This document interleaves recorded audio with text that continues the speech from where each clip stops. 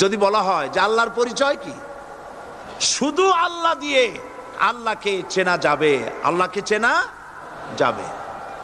আল্লাহ রাব্বুল আলামিন বলছেন, আল্লাহু লা ইলাহা ইল্লা হুয়াল হাইয়ুল কাইয়্যুম।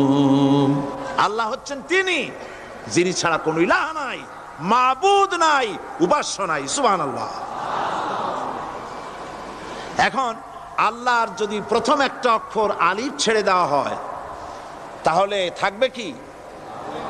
লিল্লাহ।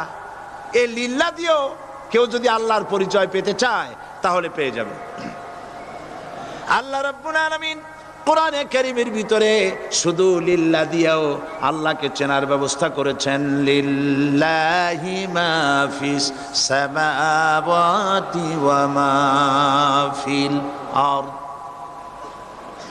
আকাশ এবং জমিনের সার্বভৌমত্বের একচ্ছত্র মালিকানা কার? আল্লাহ পাকের।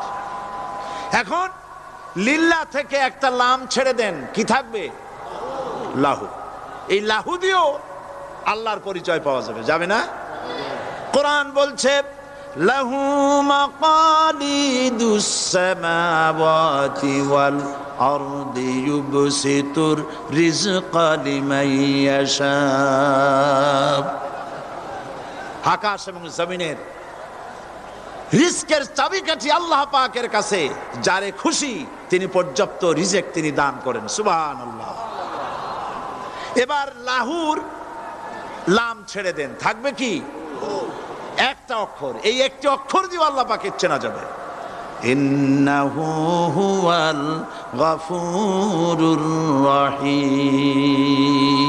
তিনি হচ্ছেন মহা ক্ষমাশীল, দয়াবান। আল্লাহর পরিচয় আল্লাহকে দিয়েই জানা যায়। আল্লাহর পরিচয় হচ্ছে তিনি এই আকাশ সৃষ্টি করেছেন, এই জমিন সৃষ্টি করেছেন, মানব গোষ্ঠীকে সৃষ্টি করেছেন। আকাশের স্রষ্টাকে, জমিনের স্রষ্টাকে, মানুষের স্রষ্টাকে আল্লাহ পাক।